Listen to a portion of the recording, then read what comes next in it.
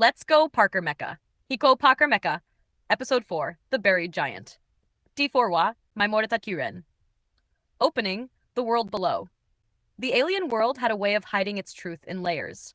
On the surface, it was already hostile. Oxygen-thin zones, shifting terrain, and the distant toxic swamps that no organic life from Earth could safely enter without protection. But beneath all of that was something else. Something older. Something deliberate. The expedition begins. The Parker settlement had stabilized since the early disasters of arrival, but stability on this world was never permanent. The crystal lattice fluctuations had not stopped. They had only quieted, like a storm deciding when to return. Mary Parker stood at the center of the command platform. The readings from the Eastern Basin are repeating, Princess Parker said through the Oracle interface. Same harmonic signature as the earlier monolith traces, but deeper, much deeper. Cassandra Brown's Cyber Viper systems overlaid the terrain. There's structure under the swamp layer, she said. Not natural geology. Something constructed. Something massive. Amira Campbell adjusted Forge Systems calibration. If we go in there physically, the ground won't hold standard weight loads, she said. We'll need controlled descent stabilization. Amin Parker's Vanguard frame rotated into standby posture. So we don't go in as people, he said simply. We go in as systems. Mary nodded once. Then we go together. Mecha deployment. All 5 active. One by one, the frames activated. Not weapons. Not machines of war, but survival bodies for an impossible world. The Aegis, stabilizing atmospheric pressure around the team. The Vanguard, aerial and ground movement control. The Cyber Viper, environmental scanning and deep signal decoding. The Oracle, planetary system prediction and hazard mapping. The Forge, terrain manipulation and structural support generation. All 5 mecha were intact. All 5 were necessary. All 5 moved as one system. Hack descent into the swamp zone. The swamp region was worse than predicted. It did not behave like water. It did not behave like land. It behaved like something that had forgotten what it was supposed to be.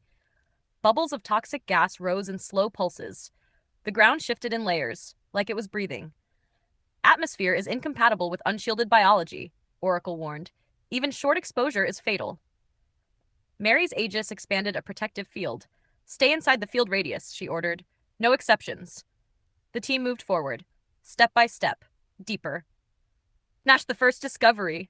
Non-natural depths. Cassandra's systems detected it first. There's a vertical drop beneath the swamp layer, she said. Not erosion, not collapse. This is a sealed shaft. Amira leaned forward in Forge Systems. It's reinforced, she said. Whatever built this didn't want it reopening. Amian looked at the readings. It's not a cave, he said. It's an access point. Princess paused. Access to what? No one answered immediately, because the system had already started to respond. The monolith below monolith. They descended. Not physically at first, but through scanning layers, mapping deeper than light could naturally reach. And then they saw it. A structure beneath the structure. Monolith-class architecture, but larger. Older, interconnected. Not a single object. A system. A network of vertical pillars extending beneath the planet's crust like roots. Each one pulsing with dormant energy. Each one synchronized, imperfectly. Cassandra's voice lowered. This isn't one monolith, she said.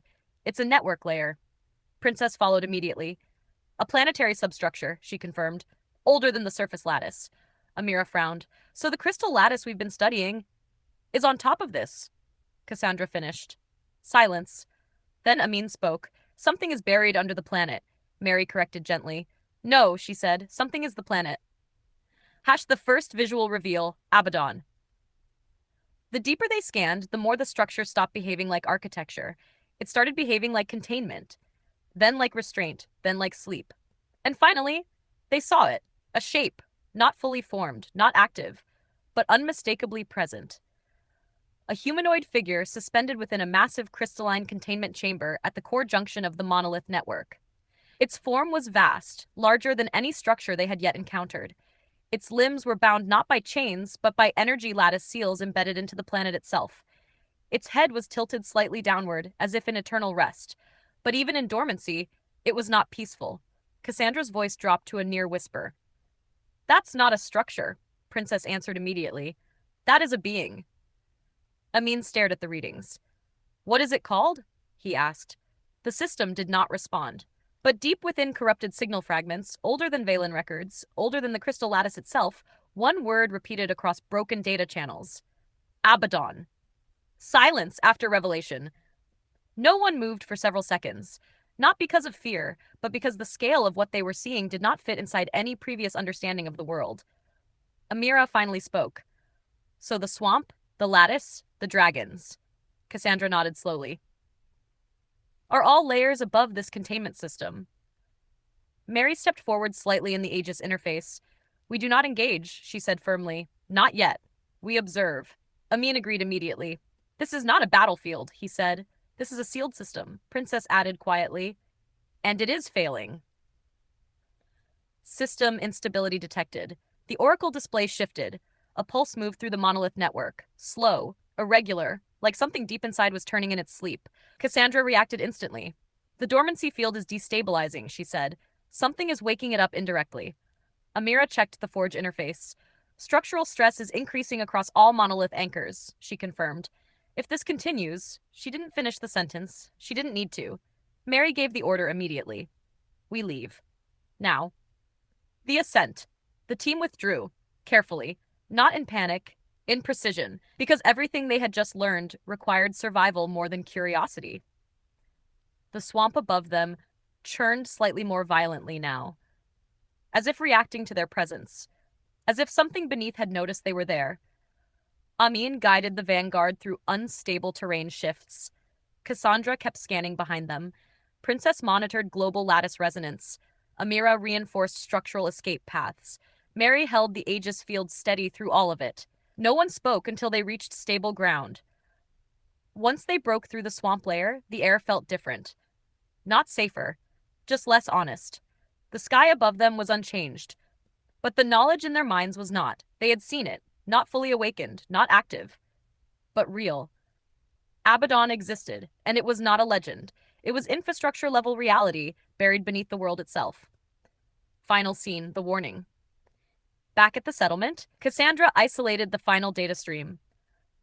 A repeating signal pattern emerged from the monolith network. Not random, not noise, a structured pulse, a message without words. Princess translated it through Oracle systems. It is not communicating, she said. It is adjusting. Mary looked out toward the horizon, and when something that large starts adjusting, she said quietly, everything else has to move with it. Amin stood beside her.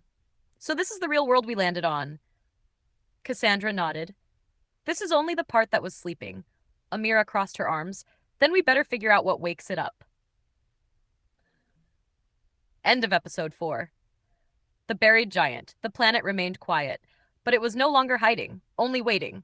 Let's go, Parker Mecha! Hijo, Parker Mecha. Episodio 4, El Gigante Enterrado, Mimore Kyurin. El mundo debajo. El mundo alienígena tenía una forma de ocultar su verdad en capas. En la superficie ya era hostil. Zonas con poco oxígeno, terreno inestable y pantanos tóxicos que ningún organismo de la Tierra podía atravesar sin protección. Pero debajo de todo eso, había algo más. Algo antiguo. Algo intencional. Comienza la expedición. El asentamiento Parker se había estabilizado desde los primeros días del desastre de llegada, pero la estabilidad en este mundo nunca era permanente. Las fluctuaciones de la retícula de cristal no habían cesado, solo se habían calmado, como una tormenta decidiendo cuándo volver. Mary Parker estaba en el centro de la plataforma de mando. Las lecturas de la cuenca oriental se están repitiendo, dijo Princess Parker a través del sistema del Oracle. La misma firma armónica de los rastros del monolito, pero más profunda, mucho más profunda. Los sistemas del Cyber Viper de Cassandra Brown proyectaron el terreno. Hay estructura debajo de la capa del pantano, dijo. No es geología natural, es construcción. Algo enorme. Amira Campbell ajustó la calibración del Forge. Si entramos físicamente allí, el suelo no soportará cargas normales, dijo. Necesitaremos estabilización controlada de descenso. El Vanguard de Amin Parker giró a modo de espera.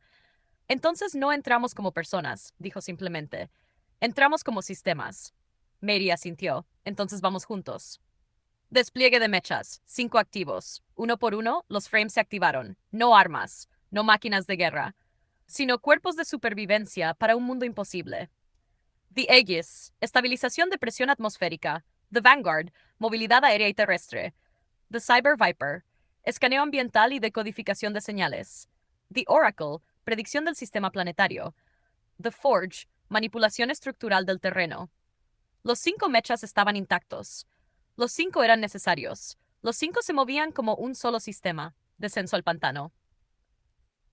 La zona del pantano era peor de lo previsto. No se comportaba como agua, no se comportaba como tierra.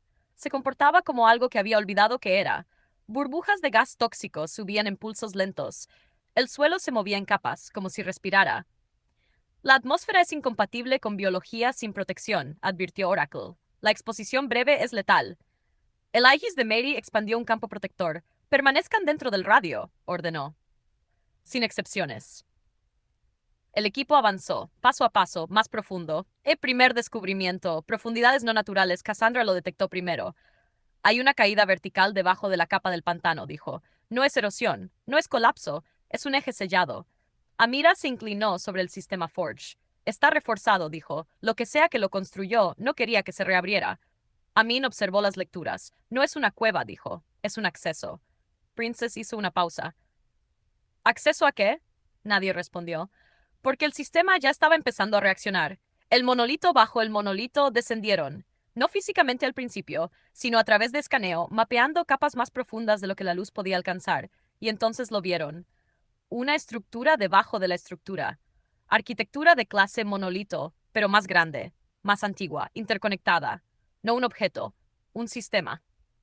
Una red de pilares verticales que se extendían bajo la corteza como raíces, cada uno pulsando con energía dormida, cada uno sincronizado de forma imperfecta. Cassandra bajó la voz. No es un monolito, dijo. Es una capa de red. Princess respondió de inmediato. Una subestructura planetaria. Amira frunció el ceño. Entonces la retícula de cristal está encima de esto, terminó Cassandra. Silencio. Amin habló. Algo está enterrado bajo el planeta. Mari corrigió suavemente. No. Algo es el planeta. Primera revelación visual. Abaddon. Cuanto más profundo escaneaban, más dejaba de comportarse como arquitectura y empezaba a comportarse como contención, luego como restricción, luego como sueño. Y finalmente lo vieron. Una forma, no completamente activa, no despierta, pero innegablemente presente. Una figura humanoide suspendida dentro de una enorme cámara cristalina en el núcleo del sistema monolito. Su cuerpo era gigantesco, más grande que cualquier estructura anterior. Sus extremidades estaban selladas no con cadenas, sino con la propia retícula energética del planeta. Su cabeza estaba inclinada ligeramente hacia abajo como en descanso eterno. Pero incluso dormido, no era pacífico. Cassandra susurró. Eso no es una estructura. Princess respondió. Eso es un ser. Amin observó los datos. ¿Cómo se llama?